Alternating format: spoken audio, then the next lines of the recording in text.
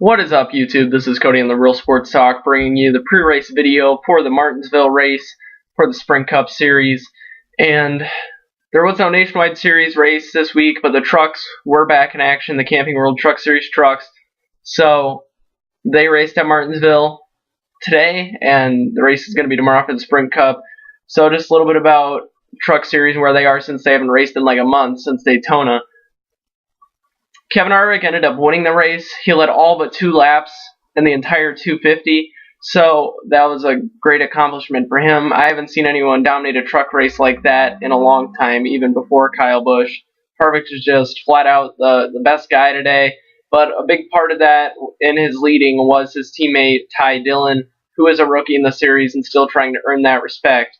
So a lot of it was Ty Dillon because they started side by side on the restarts on the front row, and Ty Dillon would let Kevin Harvick come down in front of him and get that lead, and then Harvick would just drive away as Ty Dillon would let him go out in front of him, and he wouldn't be able to get a run on him, and because Harvick was just a faster car. And even on the last restarts, Ty Dillon wasn't racing Kevin Harvick when there were under 50 laps to go in the race. So it didn't really look like Ty wanted to win this race, kind of just a reputation builder for him, get a good rap with some of the other drivers on the circuit, just show that he's a guy that can work with other drivers and just get some respect from some of the veteran drivers out there. At the end, it really looked like Johnny Sauter was charging forward, and I thought he might have had something for Kevin Harvick had there been a caution, which there was, but then Sauter had some issues under the caution, so he had to go behind the wall, and he went laps down, and he did not get a very good finish.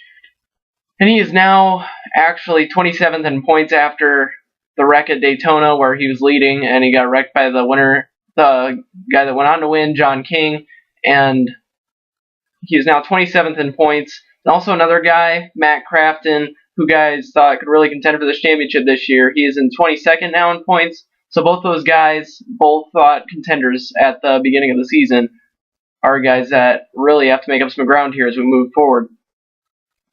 And John King finished with a respectable top 10, and he is actually still leading the points after this week. And in second is Timothy Peters, and then Justin Lofton, who had a good outing today. And Ty Dillon, the rookie, who finished second today. Jason White in the Gunbroker truck, number 23. All those guys in the top 5 are under 8 points behind the leader, John King. And I would imagine King probably wouldn't hold on to that spot for too much longer. But the only guy people would have really expected, I mean, you don't really see the guys, like I said, the Johnny Sauter, Matt Crafton, that guys thought really could contend. And then you got Todd Bodine and Ron Hornaday, who are 2 guys that are usually contending. And they had their fair share of issues. I believe they're in 9th and 10th in the points right now. But expect them to get back up there. Not really guys we expected these guys to run well this season, I guess you could say, but not necessarily. We didn't expect to see them at the top of the point standings this year.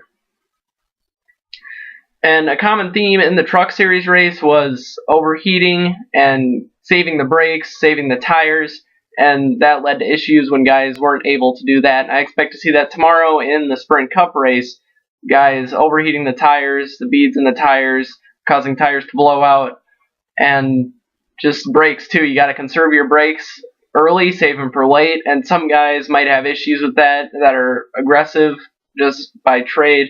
That's just like their style, and they might have issues with saving their brakes and their tires as they move forward in tomorrow's race.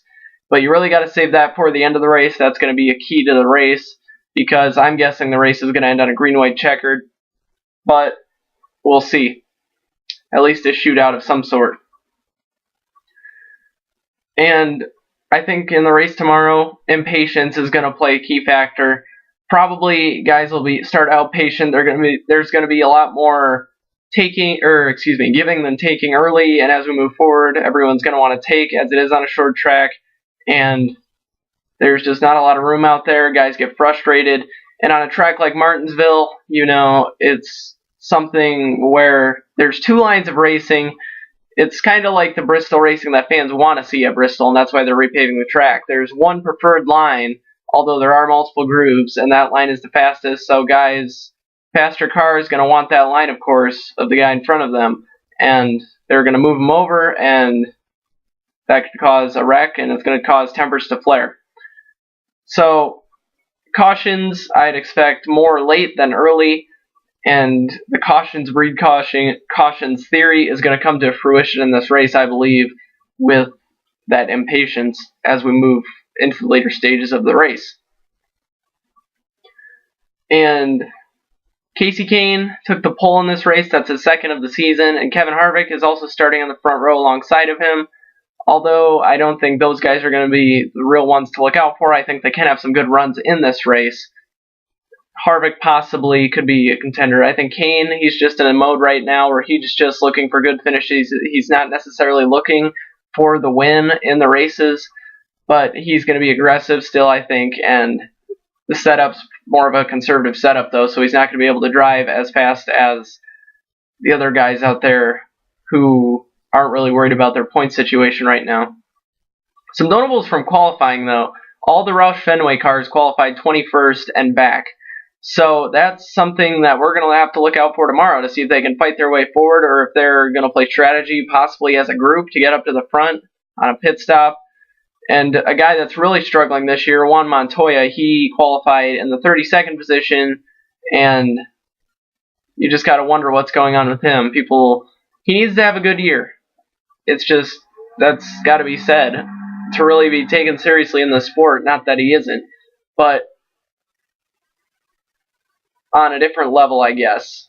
To make that step, he's got to have a good year, and he hasn't really made that step yet. And he wants to be a dominant driver in the series, obviously, and he's a very aggressive driver. He's got the skill to do it. It's just a matter of pulling it all together and having him be successful in this series. Some guys I would look out for tomorrow, though, are Brad Keselowski, Denny Hamlin. Kyle Busch, I think, is going to be real effective, and he's one of the two guys that I really think can win it. And the other guy is Jeff Gordon, who said after the first practice that this was the best car he has ever brought to Martinsville. So that's something that's really pushing me to say he's going to win the race tomorrow. I think he's going to have the fastest car, and he's going to be running the best at the end. That doesn't necessarily mean he's going to be running in the first position because of pitch strategy and everything. I just feel like it's Kyle Busch's time. After the rough year he's had, he's kind of getting things going here, and I think he's going to win the race at Martinsville. So we'll just have to see what happens with this race tomorrow.